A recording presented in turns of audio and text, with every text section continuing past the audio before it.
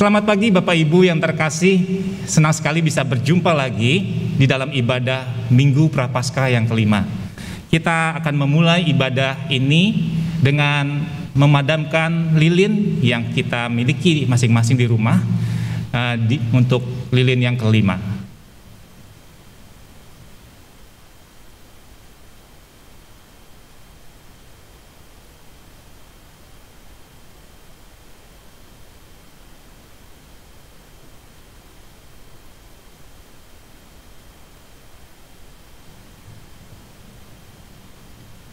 Umat yang terkasih, anugerah Allah selalu tercurah bagi setiap kita. Kasih-Nya tidak pernah berkesudahan bagi kita. Tidak sedetik pun Ia meninggalkan kita. Karena itu mari dengarlah suara-Nya memanggil setiap jiwa yang penat. Suara Yesus kudengar.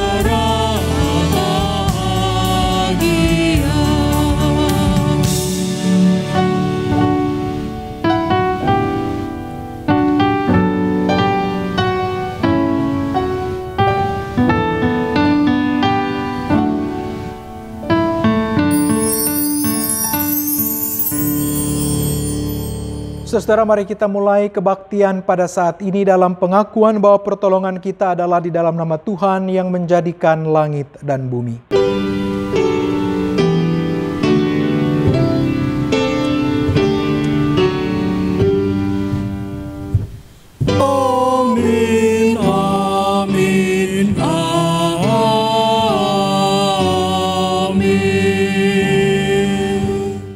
Tuhan beserta saudara. Dan beserta saudara juga.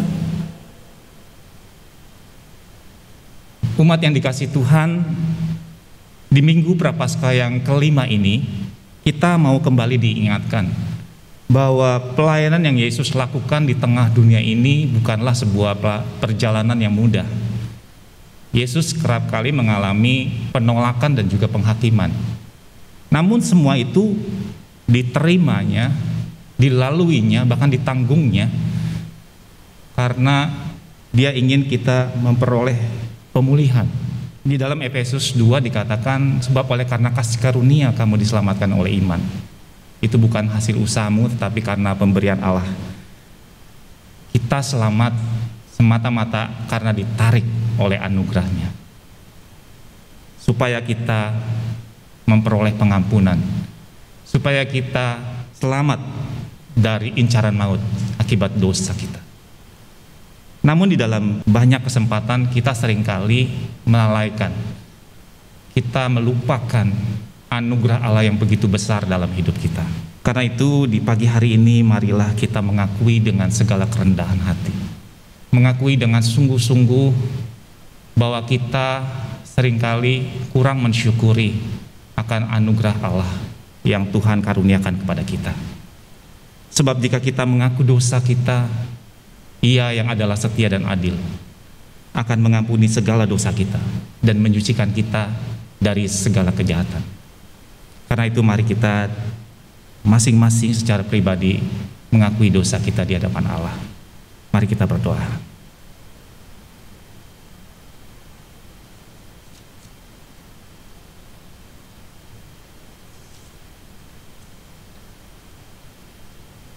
Ya Allah, sumber kehidupan kami. Kami datang Tuhan dengan segala keberadaan diri kami. Kami yang adalah manusia yang lemah dan terbatas ini, telah Tuhan anugerahkan keselamatan. Dan kalau kami boleh menjalani hidup ini, kami percaya Tuhan, semuanya boleh dilakukan karena anugerah-Mu. Kami masih hidup hingga saat ini, itu semua karena kemurahan-Mu. Kami ada hingga saat ini semata-mata karena kasih setia-Mu Tuhan. Ampuni kami yang terkadang mengabaikan perintah-Mu, enggan untuk membangun relasi dengan Engkau di dalam kehidupan keseharian kami. Ampuni kami yang cenderung bersandar kepada pengertian kami, yang melihat diri kami lebih baik dibanding hikmat dari Tuhan. Kemampuan kami menjadi hal yang kami andalkan dalam hidup kami. Tuhan, ubahkanlah hati kami, pulihkanlah kami, agar kami semakin taat dan setia untuk hidup di dalam anugerah-Mu. Di dalam kerendahan hati, dengan hati yang hancur, kami memohon, ampunilah kami, ya Allah.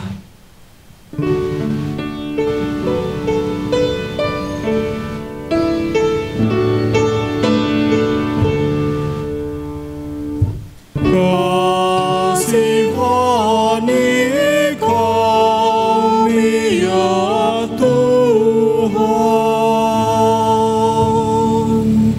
Di dalam nama Tuhan Yesus Kristus kami berdoa. Amin. Bapak Ibu yang dikasihi Tuhan, marilah dengan penuh sukacita kita menyambut berita anugerah dari Tuhan dengan berdiri. Bagi setiap kita yang telah mengakui dosanya dengan sungguh di hadapan Tuhan, mari dengarkanlah firman Tuhan dari Yeremia 33 ayat 8. Aku akan mentahirkan mereka dari segala kesalahan yang mereka lakukan dengan berdosa terhadap aku, dan aku akan mengampuni segala kesalahan yang mereka lakukan dengan berdosa dan dengan memberontak terhadap aku. Di dalam Kristus engkau telah diampuni. Di dalam Kristus engkau pun telah diampuni. Damai Kristus bagimu. Damai Kristus bagimu juga. Karena kasih-Nya padaku.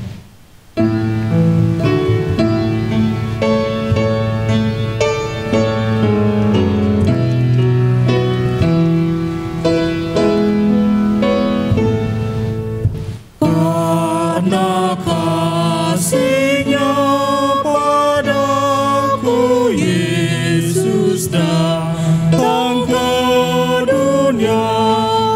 Ia telah memberi hidupnya gantiku yang bercela. Oh, betapa mulia dan ajaib kuasa-Nya.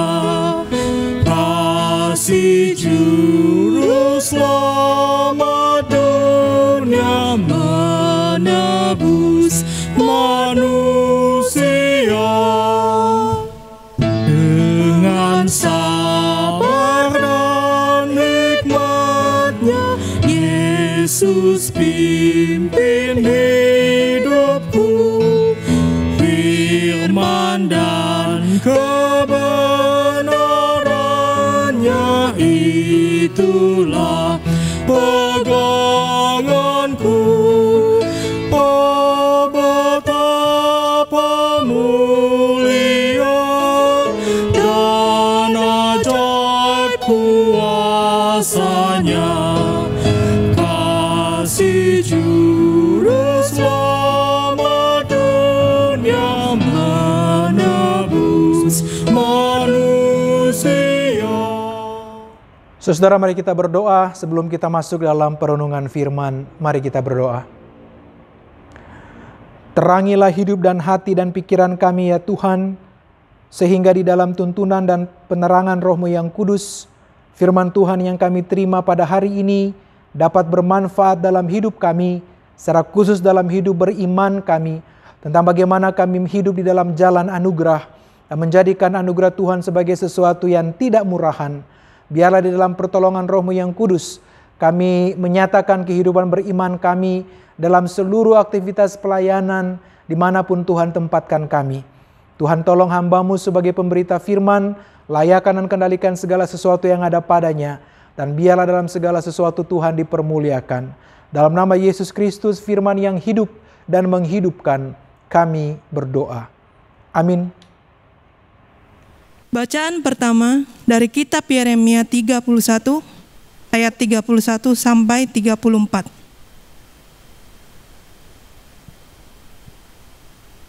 Sesungguhnya akan datang waktunya, demikianlah firman Tuhan. Aku akan mengadakan perjanjian baru dengan kaum Israel dan kaum Yehuda. Bukan seperti perjanjian yang telah kuadakan dengan nenek moyang mereka pada waktu aku memegang tangan mereka untuk membawa mereka keluar dari tanah Mesir. Perjanjianku itu telah mereka ingkari. Meskipun aku menjadi Tuhan yang berkuasa atas mereka, demikianlah firman Tuhan. Tetapi beginilah perjanjian yang kuadakan dengan kaum Israel sesudah waktu itu. Demikianlah firman Tuhan. Aku akan menaruh Tauratku dalam batin mereka dan menuliskannya dalam hati mereka. Maka aku akan menjadi Allah mereka dan mereka akan menjadi umatku. Dan tidak usah lagi orang mengajar sesamanya atau mengajar saudaranya dengan mengatakan, "Kenalah Tuhan." Sebab mereka semua, besar, kecil, akan mengenal aku. Demikianlah firman Tuhan, sebab aku akan mengampuni kesalahan mereka dan tidak lagi mengingat dosa mereka. Demikianlah sabda Tuhan. Syukur kepada Allah.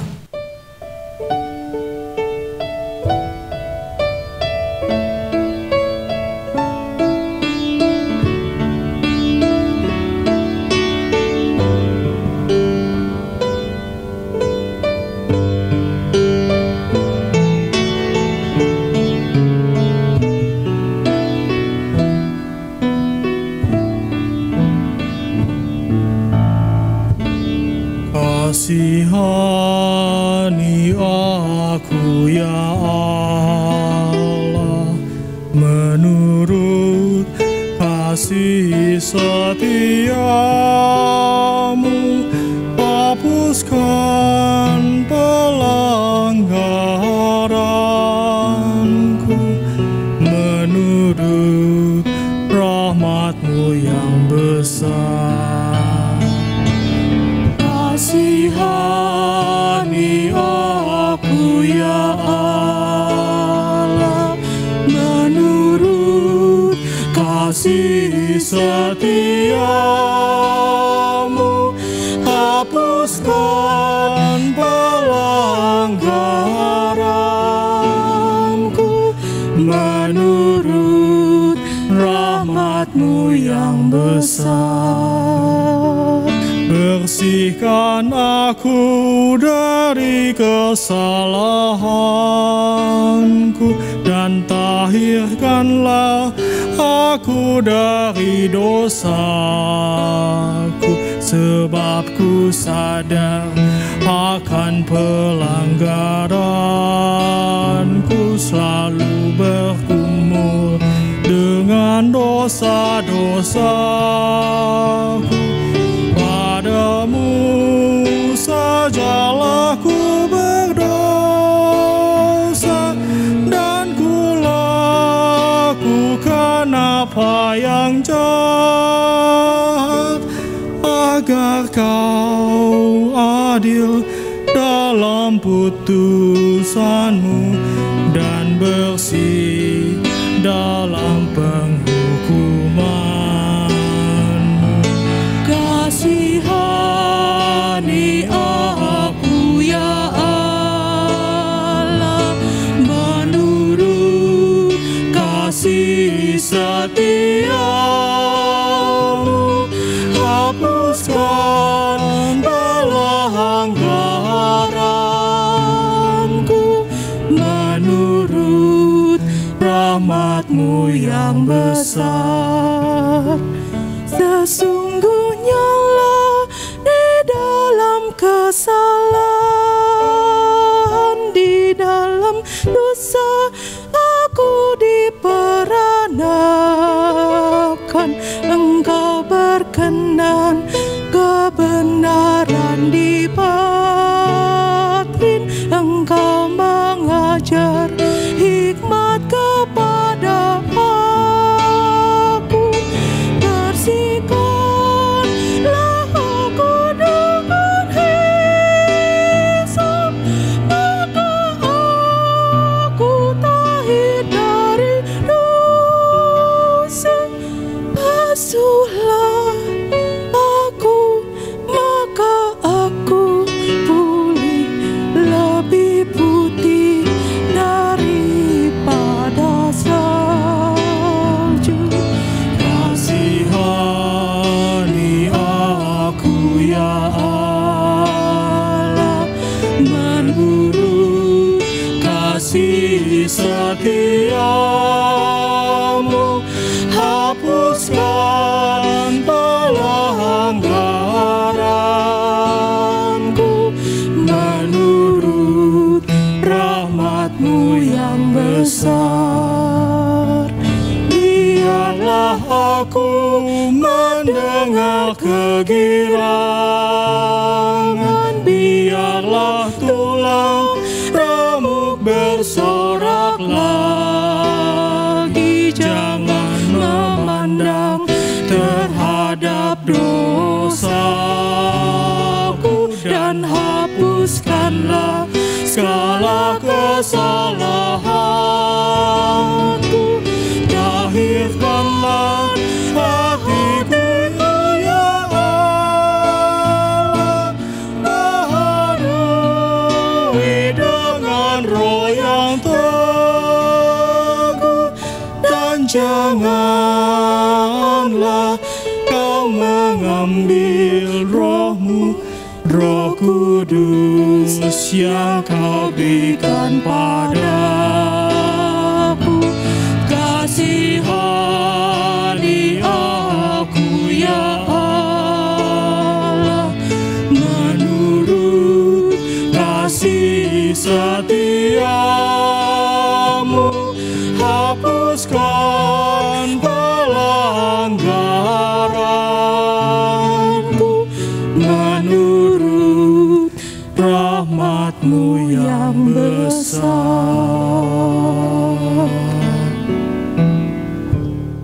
Bacaan kedua diambil dari surat Ibrani pasalnya yang kelima, ayat kelima sampai 10.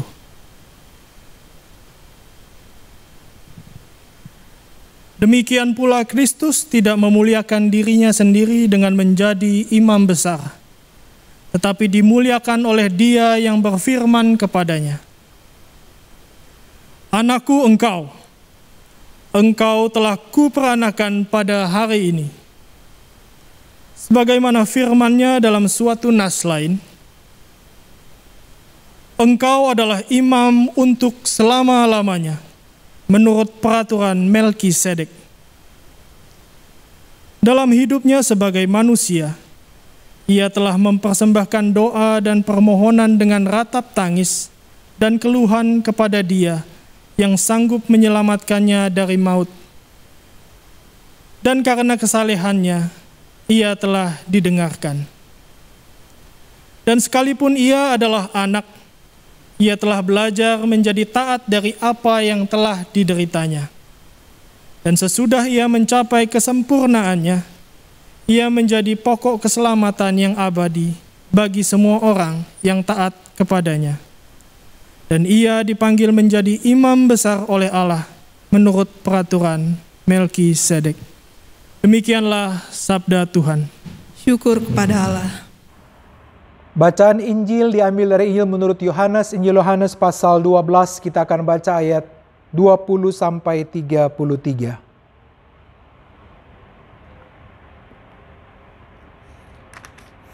Inilah Injil Tuhan kita Yesus Kristus menurut Yohanes 12 ayat 20 sampai 33. Di antara mereka yang berangkat untuk beribadah pada hari raya itu terdapat beberapa orang Yunani. Orang-orang itu pergi kepada Filipus yang berasal dari Betsaida di Galilea, lalu berkata kepadanya, "Tuan, kami ingin bertemu dengan Yesus." Filipus pergi memberitahukannya kepada Andreas dan Filipus menyampaikannya pula kepada Yesus. Tapi Yesus menjawab mereka, katanya, "Telah tiba saatnya Anak Manusia dimuliakan. Aku berkata kepadamu, sesungguhnya jikalau biji gandum tidak jatuh ke dalam tanah dan mati, ia tetap satu biji saja. Tetapi jika ia mati, ia akan menghasilkan banyak buah. Barang siapa mencintai nyawanya, ia akan kehilangan nyawanya. Tapi barang siapa tidak mencintai nyawanya di dunia ini, ia akan memeliharanya untuk hidup yang kekal. Barang siapa melayani aku, ia harus mengikut aku. Dan dimanapun aku berada, di situ pun pelayanku akan berada. Barang siapa melayani aku, ia akan dihormati Bapa. Sekarang jiwaku terharu, dan apakah yang akan kukatakan? Bapa, selamatkanlah aku dari saat ini. Sebab untuk itulah aku datang ke dalam saat ini. Bapa, muliakanlah namamu. Maka terdengarlah suara dari surga, aku telah memuliakannya dan aku akan memuliakannya lagi. Orang banyak yang berdiri di situ dan mendengarkannya berkata bahwa itu bunyi guntur.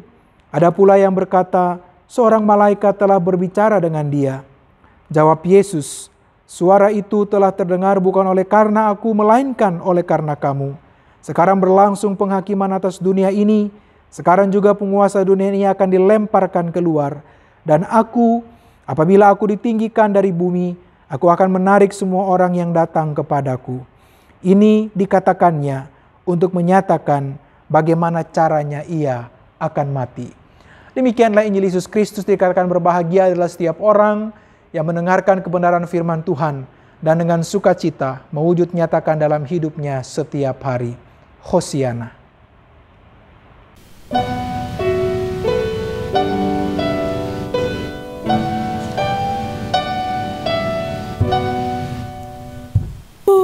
Hosana, Hosana, Hosana.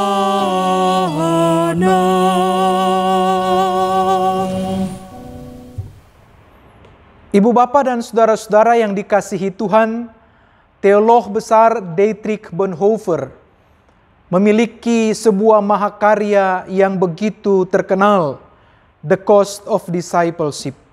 Dalam karyanya itu, Bonhoeffer menjelaskan dasar-dasar teologi tentang anugerah.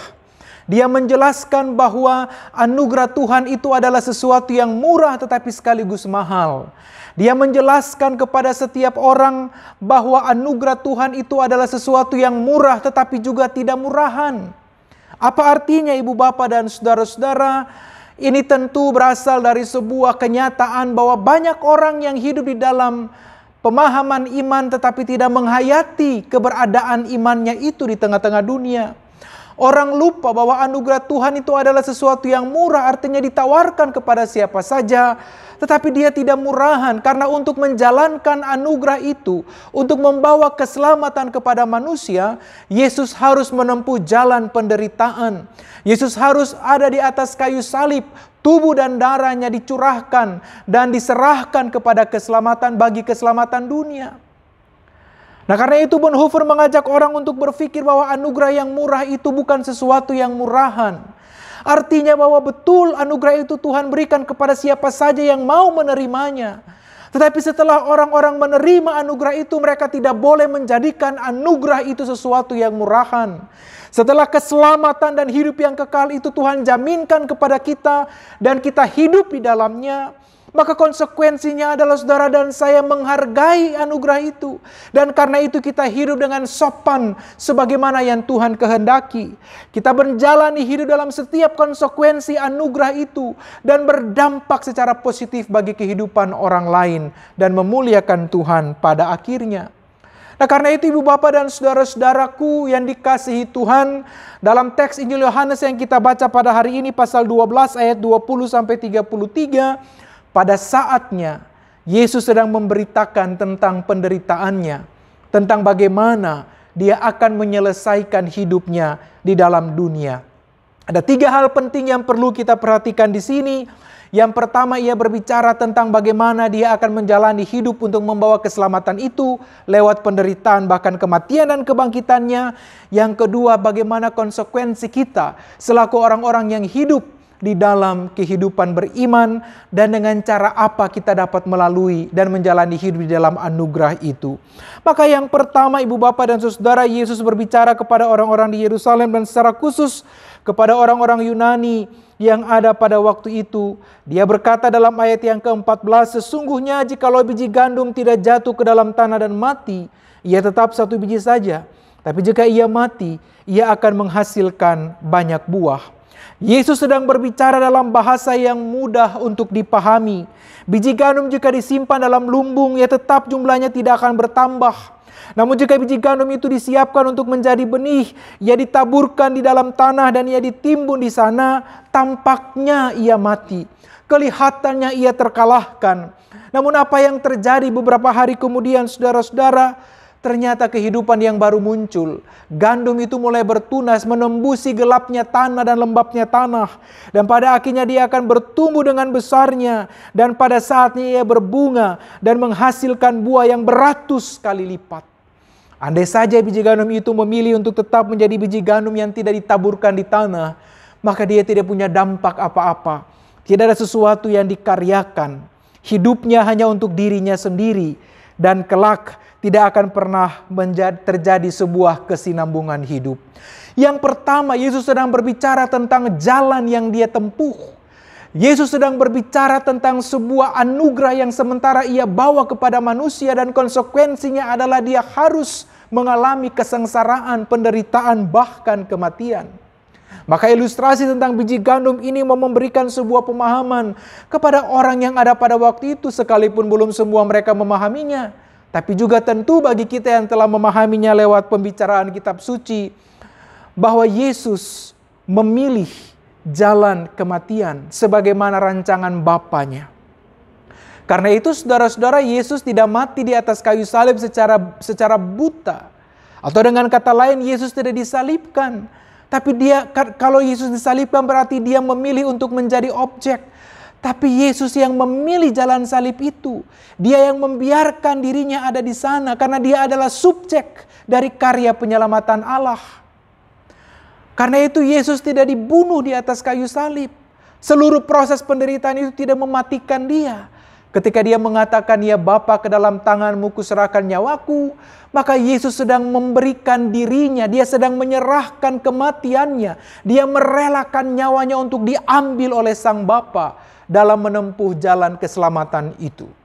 Nah, karena itu ibu bapak dan saudara yang dikasihi Tuhan, ketika Yesus berbicara tentang biji gandum, dia sedang menjelaskan dengan sebuah bahasa ilustrasi atau perumpamaan dan menjelaskan bahwa memang kematian adalah jalan yang harus ia tempuh. Bahwa Bapa memilih jalan kematian kepada anak tunggalnya supaya setiap orang beroleh keselamatan dan kehidupan yang kekal. Dia sedang menjelaskan kepada saudara dan saya bahwa jalan penderitaan ini dia tempuh dengan harga yang begitu mahal untuk menawarkan anugerah Tuhan yang murah bagi setiap orang yang percaya kepadanya. Maka pertanyaan yang kedua adalah, kalau begitu bagaimana kita menghidupi hidup dalam anugerah itu? Ayat 26 ayat 25 dikatakan, "Barang siapa mencintai nyawanya, ia akan kehilangan nyawanya. Tapi barang siapa tidak mencintai nyawanya di dunia ini, ia akan memeliharanya untuk hidup yang kekal." Yesus mengerti bagaimana orang-orang yang hidup pada masa itu. Yesus tahu persis bahwa kekuasaan, bahwa kekayaan, bahwa jabatan, status sosial, dan posisi kehidupan adalah hal-hal yang dicari oleh manusia pada abad itu, tapi juga pada situasi kita saat ini. Yesus mengerti bahwa banyak orang akan mempertahankan hal-hal itu tadi. Dan bahkan mereka menolak anugerah yang telah Dia bawa kepada mereka. Yesus sadar bahwa anugerah Tuhan yang mahal itu dapat saja dijadikan murahan oleh orang-orang yang tidak memahami dan tidak menghargai anugerah itu dengan baik. Karena itu Dia menjelaskan bahwa bagi mereka yang ingin mempertahankan nyawanya atau ingin mempertahankan kepentingan dirinya di dalam dunia ini, dengan mengabaikan kehendak Tuhan, dengan mengabaikan hidup dalam anugerah yang mahal itu, dengan menjadikannya sesuatu yang murahan, adalah mereka yang pada akhirnya kehilangan nyawanya. Mereka melepaskan kehidupan kekal yang telah Tuhan anugerahkan kepada mereka. Sebaliknya, bagi orang-orang yang melepaskan nyawanya atau yang kehilangan nyawanya di dalam dunia ini karena imannya kepada Tuhan, bagi mereka yang membiarkan kepentingan dirinya, yang penting mereka memperutamakan anugerah Tuhan dan kehendak Tuhan dalam hidupnya, adalah orang-orang yang pada akhirnya memperoleh kehidupan yang kekal itu. Jadi saudara, Yesus sedang membicarakan tentang orang-orang yang karena imannya kepada Tuhan, yang karena ingin hidup lurus dalam jalan yang Tuhan tetapkan, mungkin saja mereka mengalami ketidakadilan, mungkin saja mereka mengalami diskriminasi, mungkin saja mereka mengalami penolakan, mungkin saja hak-hak mereka diinjak-injak atau dirampas. Tapi ketika mereka mau memilih untuk tetap hidup di dalam jalan yang Tuhan tetapkan, dan mereka menghayati kesukaran dan penderitaan itu sebagai bagian yang mereka tempuh dan mereka alami karena iman kepada Tuhan, maka orang-orang ini pada akhirnya adalah orang-orang yang menurut Yesus akan memperoleh kehidupan yang kekal.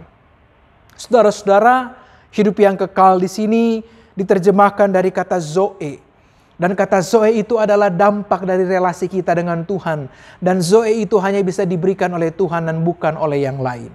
Maka ketika orang belajar untuk membawa kehidupannya secara utuh di dalam Tuhan, hidup dalam anugerah, dan tidak mempertahankan semua di dalam dunia ini, dan pada akhirnya menjadi tidak beriman dan tidak setia dan tidak taat kepada Tuhan, maka mereka adalah orang-orang yang layak untuk kehidupan yang kekal itu tadi.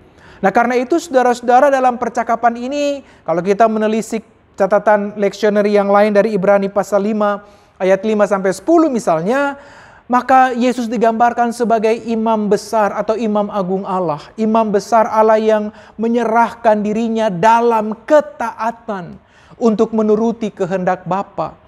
Jadi Yesus ketika dia membicarakan tentang gandum yang mati tadi dalam konteks di mana dia membawa seluruh hidupnya untuk taat kepada Sang Bapa dalam rancangan Bapa untuk membawa kehidupan yang kekal untuk bagi manusia, dia juga sedang membicarakan tentang bagaimana dia taat pada kehendak Bapa.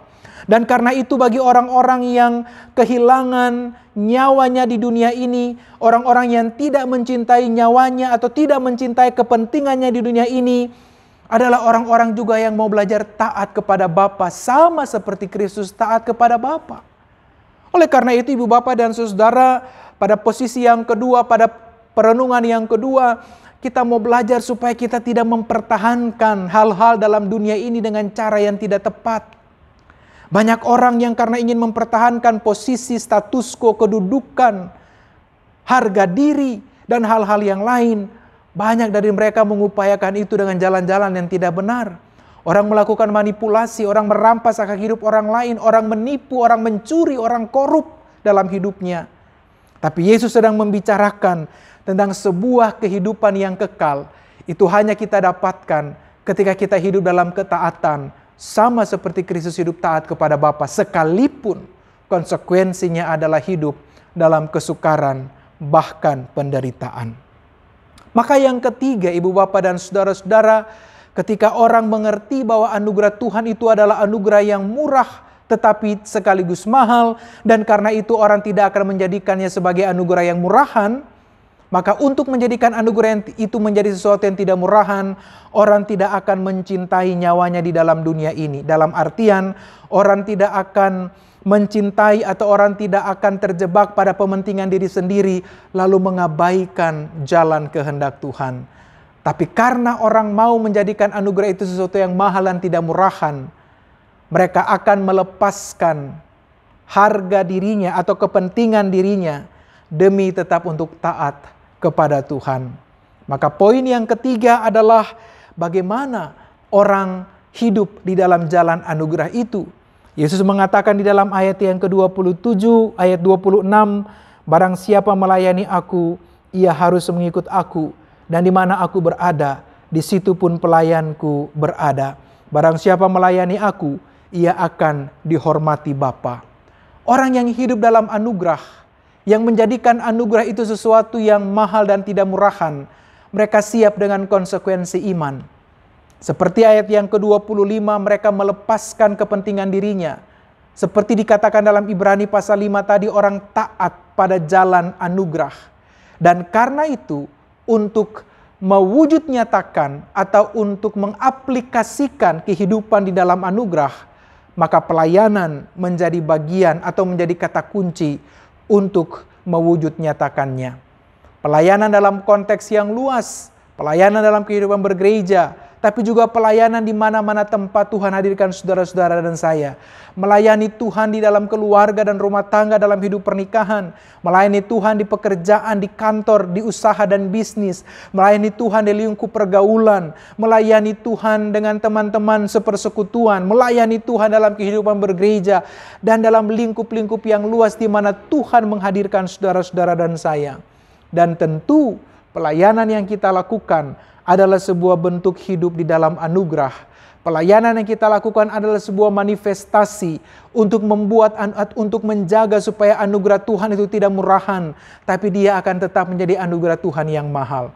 Karena itu dengan kata kunci pelayanan ini, yang Yesus maksudkan adalah orang tahu persis kepada siapa dia layankan itu semua, kepada siapa saudara bekerja, kepada siapa saudara berusaha, kepada siapa saudara mengusahakan kehidupan rumah tangga dan keluarga, kepada siapa saudara menjalankan seluruh ritual keagamaan. Sehingga pada akhirnya anugerah yang Tuhan hadirkan dalam hidup bukan sesuatu yang murah, bukan sesuatu yang murahan, tapi sesuatu yang mahal. Karena dalam menjalankan hidup dengan basis pelayanan, kita mengerjakan dengan sebaik-baiknya, dalam ketaatan kepada Tuhan, dengan jujur dan adil. Kita tidak pilih-pilih kasih atau pilih-pilih orang dalam menjalankan panggilan yang Tuhan hadirkan bagi saudara-saudara dan saya. Orang-orang yang mengerti hidup dalam anugerah adalah mereka yang sadar betul kalau mereka hidup sampai hari ini, itu semata-mata karena mereka ditarik oleh anugerah Tuhan. Dan karena mereka telah berhasil dibawa Tuhan hidup dalam anugerah, mereka tidak akan menyia-nyiakan anugerah kehidupan itu. Mereka rindu juga membawa anugerah itu dalam kehidupan orang lain, supaya pada akhirnya orang lain juga boleh merasakan cinta dan kasih sayang Tuhan. Karena itu saudara, ada sebuah kisah yang datang dari tahun 1990-an tentang kekerasan geng di Boyle Heights, bagian timur Los Angeles. Pertikaian itu terjadi di sekitar paroki Dolores Mission Catholic Church. Dan saudara, pertikaian itu telah menimbulkan banyak korban jiwa, tapi juga korban luka, harta habis dan seterusnya karena kekerasan yang terjadi dengan begitu luar biasa. Kekerasan antar geng yang membawa pergumulan luar biasa. Satu waktu saudara, ada sekelompok ibu-ibu dari Dolores Mission Catholic Church. Mereka melakukan persekutuan, lalu mereka membaca kisah tentang Yesus berjalan di atas air dalam Matius pasal 14. Di sana saudara-saudara, ada seorang ibu kemudian terkesima dengan teks itu. Lalu dia merasa setelah mereka mengadakan persekutuan itu, seolah-olah kisah yang mereka hadapi di dalam Yesus berjalan di atas air dengan para murid yang ketakutan, itu juga sama terjadi dengan kehidupan mereka pada waktu itu. Mereka melihat bahwa konflik antar geng adalah badai besar di Danau Galilea. Orang-orang yang ketakutan dan bersembunyi di rumah mereka adalah para murid yang bersembunyi dari badai itu. Suara bising peluru yang dimuntahkan dari senjata api bagaikan petir yang menyambar dalam badai itu. Dan mereka merasa kematian begitu dekat. Tapi kemudian mereka melihat Yesus menampakkan diri. Yesus menaruh pengharapan bagi kehidupan mereka. Tapi pada saat yang sama ibu ini juga merasakan bahwa Yesus meminta mereka untuk keluar dari perahu itu dan berjalan di atas badai itu, berjalan di dalam badai itu. Seolah-olah bagi ibu ini Yesus memintanya dan Yesus menyuruhnya untuk keluar dari area nyamannya, untuk melakukan sesuatu di tengah-tengah badai kekerasan antar geng yang terjadi di sekitar gereja mereka. Apa yang terjadi saudara-saudara? Pada malam itu 70 orang perempuan melakukan apa yang disebut sebagai peregrination. Peregrination adalah sebuah prosesi mengunjungi satu geng ke geng yang lain. Mereka datang dengan membawa makanan, membawa gitar, dan yang paling utama mereka membawa cinta kasih. Ketika mereka makan keripik bersama dan minum minuman ringan secara bersama-sama, mereka menyanyikan lagu-lagu yang sedang populer pada waktu itu. Para anggota geng yang dikunjungi, mereka betul-betul bingung dan terkesima. Seketika itu tidak ada lagi bunyi senapan, tidak lagi ada bunyi kekerasan antar geng. Zona perang sejenak menjadi hening. Kegiatan ini dilakukan oleh para ibu bukan 1-2 kali, tapi setiap malam. Setelah mereka bersekutu, mereka keluar. Mereka melakukan hal yang sama. Mengunjungi para anggota geng dengan ritual atau dengan kegiatan yang sama. Dan karena itu para ibu ini menamakan perjalanan mereka sebagai sebuah perjalanan cinta. Saudara, ketika hubungan mereka makin dekat, para ibu ini kemudian mengetahui dari keterbukaan para anggota geng, keputusasaan mereka terjadi karena tidak adanya lapangan pekerjaan, karena kemarahan terhadap tindakan-tindakan brutal polisi, kebencian terhadap kemiskinan, dan itu yang muncul di permukaan. Maka pada akhirnya ketika mereka menemukan akar persoalan, maka para ibu ini kemudian memotori pembangunan sentra-sentra ekonomi kecil. Mereka membangun pabrik tortilla, toko roti, pusat penitipan anak-anak, pelatihan pekerjaan, tempat pelatihan penyelesaian konflik, sekolah untuk anak-anak belajar, bahkan kelompok lingkungan untuk mengawasi dan melaporkan polisi yang melakukan kekerasan, dan seterusnya. Saudara-saudara yang dikasihi Tuhan, apa yang dilakukan oleh para ibu ini adalah sebuah tindakan bagaimana mereka menghargai anugerah. Mereka tahu tentang anugerah keselamatan dan hidup kekal yang Tuhan hadirkan. Dan karena itu mereka tidak memilih untuk mempertahankan nyawa. Tapi mereka memilih untuk kehilangan nyawa demi Kristus, demi membawa anugerah Kristus dan pelayanan yang mereka lakukan kepada para geng yang ada di sekitar Boyle Heights pada waktu itu adalah upaya mereka untuk membawa cinta dan anugerah Tuhan bagi kehidupan. Mereka bisa saja memilih untuk diam dan tenang. Mereka bisa memilih untuk tetap melakukan ritual keagamaan mereka. Tapi mereka tidak melakukan itu. Sama seperti teladan Kristus, mereka membiarkan diri mereka terancam. Mereka mengambil resiko untuk membawa anugerah Tuhan lewat jalan pelayanan. Dan dampaknya adalah bahwa semua orang di sekitar mereka pada akhirnya menemukan jalan anugerah dan cinta kasih. Bagaimana dengan saudara dan saya? Apakah kita lebih memilih mempertahankan hidup dengan semua yang kita miliki, bahkan ketika kita harus melakukan tindakan-tindakan yang tidak Tuhan kehendaki, dan pada bagian yang terakhir kita kemudian kehilangan nyawa?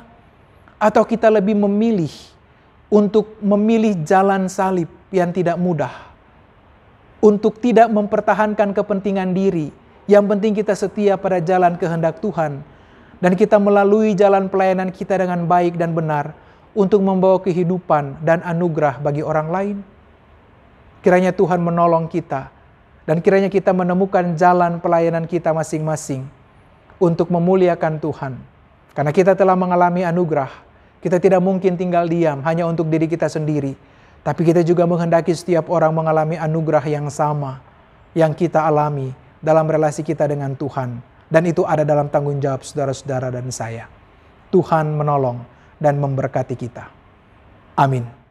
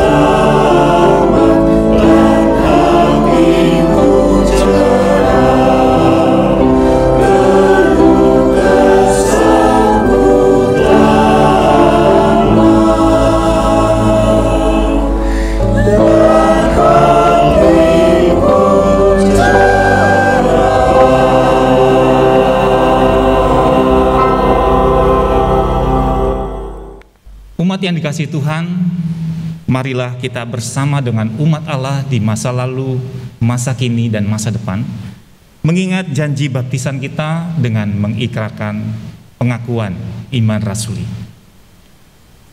Aku percaya kepada Allah, Bapa yang Maha Kuasa, Khalik langit dan bumi, dan kepada Yesus Kristus, Anaknya yang tunggal Tuhan kita, yang dikandung dari Roh Kudus, lahir dari anak darah Maria, yang menderita sengsara di bawah pemerintahan Pontius Pilatus, disalibkan, mati dan dikuburkan, turun ke dalam kerajaan maut. Pada hari yang ketiga, bangkit pula dari antara orang mati, naik ke surga, duduk di sebelah kanan Allah, Bapa yang Maha Kuasa, dan dari sana Ia akan datang untuk menghakimi orang yang hidup dan yang mati. Aku percaya kepada Roh Kudus, gereja yang kudus dan am, persekutuan orang kudus, pengampunan dosa, kebangkitan orang mati, dan hidup yang kekal. Amin. Saudara-saudara, mari kita bersatu di dalam doa syafaat. Maha besar Allah dalam Kristus, yang senantiasa menuntun kami di dalam Roh-Mu yang kudus, kami bersyukur dan berterima kasih atas firman yang telah kami terima. Tuhan, tolonglah kami supaya kami tetap menjalani hidup dalam anugerah, sebagaimana yang telah Tuhan tetapkan bagi kami. Bantulah kami dan mampukan kami supaya kami tidak menjadikan anugerah yang mahal itu sebagai sesuatu yang murahan. Kami tahu Tuhan memberikan kepada kami dengan murah kepada siapa saja. Tapi biarlah dalam pertolongan Tuhan, kami terus menghargai dan hidup dalam jalan anugerah itu. Kami tidak memilih mempertahankan kepentingan kami di dalam dunia, tapi kami merelakan kepentingan itu di dalam cara bagaimana kami mau tetap setia kepada Tuhan. Dan biarlah di dalam seluruh aplikasi pelayanan hidup kami dalam dunia, dalam setiap aspek yang Tuhan tetapkan, kami boleh tulus menjalankannya di dalam anugerah akan Kristus. Kami berdoa pada saat ini, mengingat mereka yang sedang bergumul dan berjuang dalam berbagai macam tantangan dan pergumulan. Kami mengingat mereka yang bergumul dalam sakit, mereka yang bergumul di dalam proses pemulihan, mereka yang bergumul dan berjuang di dalam dampak dari situasi pandemik, baik itu di dalam pekerjaan dan rumah tangga, ekonomi rumah tangga, dalam upaya mencari pekerjaan, ataupun usaha dan bisnis yang terganggu. Tuhan Yesus, topanglah setiap anak-anak-Mu yang ada dalam pergumulan ini, mampukanlah mereka untuk terus melihat dan memandang dari sudut pandang Tuhan. Kami mengingat mereka yang juga pada saat ini sedang berjuang di tengah-tengah berbagai bentuk relasi dengan orang-orang yang mereka kasihi. Mereka yang sedang bergumul untuk mencari pasangan hidup, atau yang sedang bergumul dengan pasangan hidup. Biarlah hikmat Tuhan ada atas mereka, dan biarlah bagi mereka yang sedang bergumul dan berjuang di tengah-tengah persimpangan dalam pengambilan keputusan, kiranya jalan anugerah dan kehendak-Mu menjadi dasar dalam mana setiap anak-anak Tuhan bergumul untuk memilih keputusan yang baik sebagaimana yang Tuhan kehendaki. Kami berdoa menyerahkan gereja Tuhan GKI Kafling Polri dalam setiap tantangan dan pergumulan pelayanan. Dalam setiap kerinduan dan upaya pelayanan, kiranya Tuhan berkati dan Tuhan mampukan. Di tengah-tengah situasi pandemi yang tidak mudah, biarlah gereja Tuhan boleh terus bertumbuh dan menghadirkan sebuah layanan yang menolong umat untuk terus bertumbuh dalam iman, pengharapan, dan kasih. Setiap kerinduan-kerinduan dalam pelayanan Tuhan berkati. Karena itu Tuhan topang majelis jemaat dan setiap mereka yang memberi diri dalam pelayanan, supaya bersama-sama dalam keutuhan dan kesatuan, mereka boleh menyatakan panggilan pelayanan untuk memuliakan Tuhan dan menjadi berkat bagi kehidupan. Kami mengingat kehidupan bangsa dan negara kami di berbagai tantangan dan pergumulan yang dihadapi. Tuhan, tolonglah Presiden Joko Widodo dengan seluruh staf dan jajaran, seluruh pimpinan yang ada di pusat maupun daerah, agar setiap mereka boleh terus bekerja dengan jujur, dengan tulus dan adil, membawa kebaikan bagi seluruh warga masyarakat. Proses vaksinasi yang sedang berlangsung Tuhan berkati, agar ini juga boleh menjadi bagian terbaik bagi kami dalam upaya dalam merespon situasi COVID, dan Tuhan juga menolong kami supaya tetap taat protokol kesehatan. Dengan cara itu kami berkontribusi secara positif dalam membantu pemerintah dalam segala upaya penanggulangan. Kami bersyukur untuk minggu baru yang telah kami masuki. Kami percaya bahwa Tuhan hadir bersama-sama dengan kami. Karena itu biarlah firman yang telah kami terima menolong kami untuk terus menjalani hidup dalam anugerah. Dalam segala pilihan-pilihan hidup, keputusan dan pertimbangan, kami mau menjalankannya di dalam anugerah, supaya hidup kami tetap sepadan seperti apa yang Tuhan kehendaki. Ini doa dan permohonan kami Tuhan, terjadilah kepada kami seperti yang Tuhan kehendaki, dan topanglah kami untuk menerima kehendak-Mu yang terbaik. Karena itu kami nyatakan doa dan pengharapan iman kami hanya di dalam nama Tuhan Yesus Kristus, Juru Selamat kami yang hidup, yang telah mengajarkan kami berdoa. Bapa kami yang ada di sorga, dikuduskanlah namamu, datanglah kerajaanmu, jadilah kehendakmu di bumi seperti di sorga. Beri kami hari ini makanan yang secukupnya, ampuni salah kami seperti kami ampuni yang bersalah pada kami.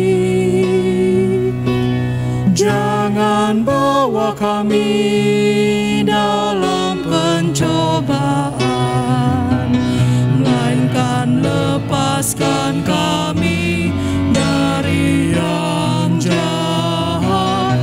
Sebab Kaulah yang punya kerajaan dan kuasa dan kemuliaan sampai selama-lamanya. Amin. Amin.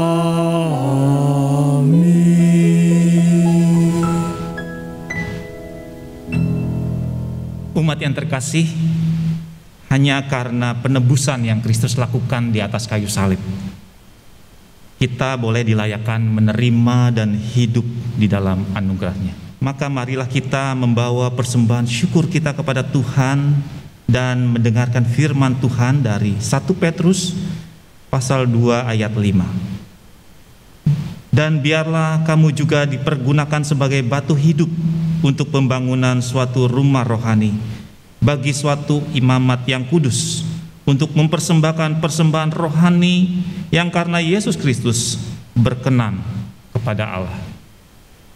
Jemaat yang mengikuti ibadah online di rumah dapat memberi persembahan melalui transfer e-money dengan cara scan QR code, transfer ke rekening BCA GKI Kapling Polri atau dikumpulkan di dalam amplop dan akan diserahkan ketika nanti jemaat datang di dalam ibadah minggu di gedung gereja.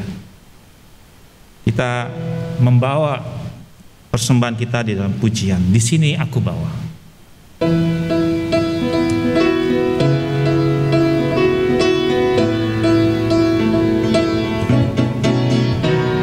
Di sini aku bawa Tuhan, persembahan hidupku semoga berkenan. Berapalah nilainya Tuhan dibandingkan berkat-Mu yang telah Kau limpahkan. Terimalah Tuhan, oh terimalah Tuhan. Tanganku yang kecil ya Tuhan, belum mencari makan sendiri ya Tuhan. Terimalah hatiku Tuhan, menjadi persembahan yang Tuhan berkenan. Terimalah Tuhan, oh terimalah Tuhan.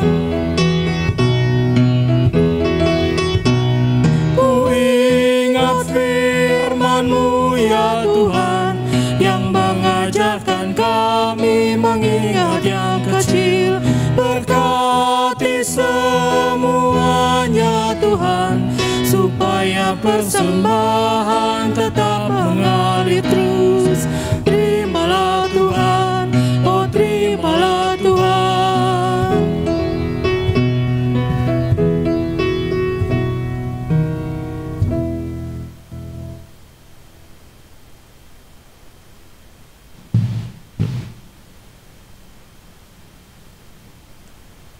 Mari kita membawa persembahan kita di dalam doa.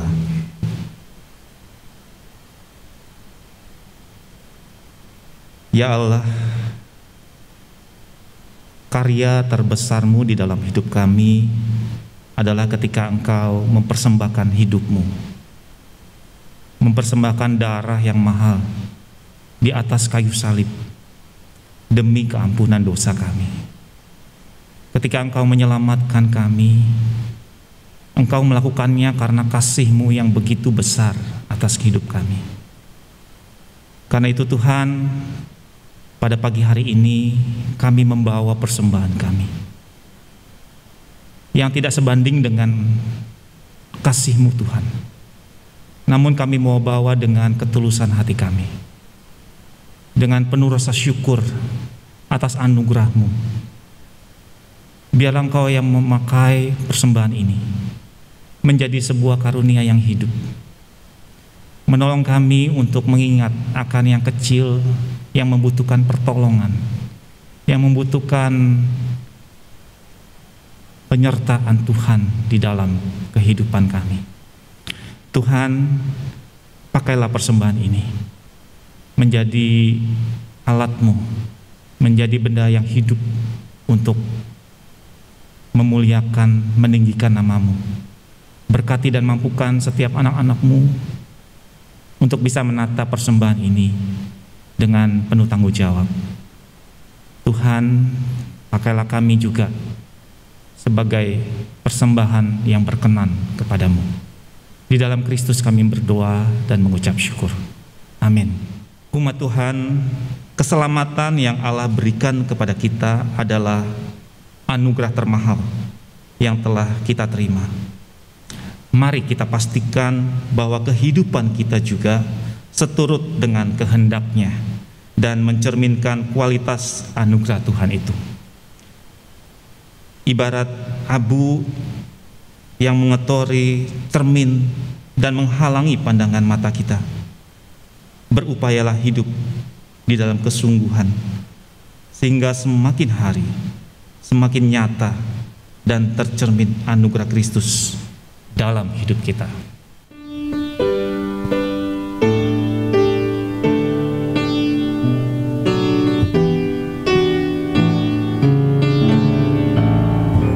Kami bangkit dari abu, dari salah dan celah, bangkit lagi dari abu, dipulihkan oleh-Mu. Jerit tangis kami Tuhan, telah Kau perhatikan. Hati yang-Mu Kau bentuk jadi hati yang baru. Kami bangkit dari abu dengan kuat kuasa-Mu, bangkit dari kegagalan, menatap hari depan. Walau banyaklah rintangan dan bahaya mengancam, penyertaan-Mu menopang, membuat kami tenang.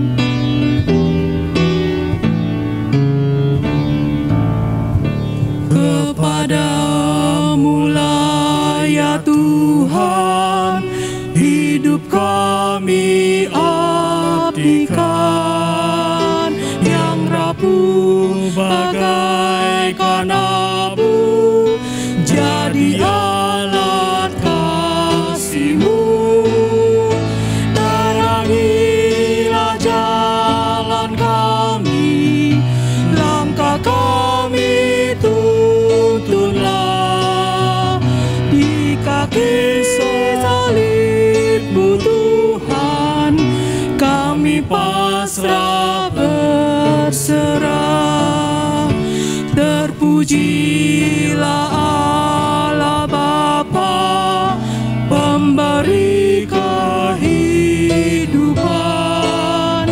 Terpujilah Yesus Yesus Kristus yang korbankan nyawanya, yang dengan rohnya yang kudus memulihkan semesta. Bumi yang gelap berdebu jadi ciptaan baru.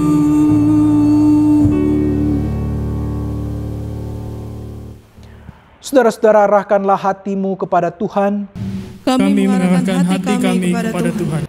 Jadilah saksi Kristus. Syukur kepada Allah, Terpujilah Tuhan. kini dan selamanya. Terimalah berkat-Nya. Kiranya anugerah Allah meneguhkanmu untuk hidup seturut kehendak-Nya, tangan-Nya membimbingmu untuk menjadi rekan sekerjanya, dan cinta-Nya mengobarkan semangatmu untuk memberikan yang terbaik bagi Tuhan dan sesama, kini dan selama-lamanya. Hosiana.